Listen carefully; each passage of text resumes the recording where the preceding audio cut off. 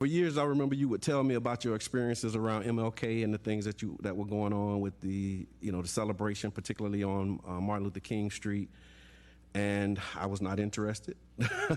I didn't participate in the celebration. I do the parade sometimes and go home, and whatever happened, happened, and we prayed for the best.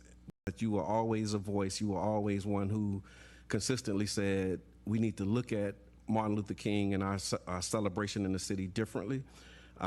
You talked about the economic impact that it has on our community with all of the visitors and people that come in.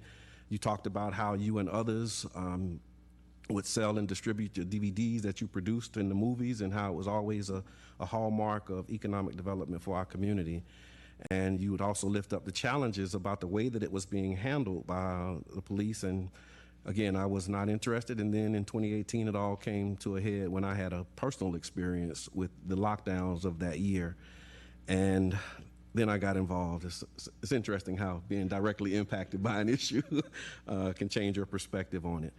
But when we were confronted with how we move forward, it was you, Mr. Edmond, who led the charge and came up with recommendations and solutions. And some of those recommendations, a couple of them included the creation of an African American quality of life study, and the creation of a Sunshine Committee to oversee any recommendations or implementation that came out of that. While we didn't get the African American Quality of Life study or the creation of the Sunshine Committee, those recommendations would eventually lead to the structural racism study and a ballot initiative that put equity on the ballot in our city.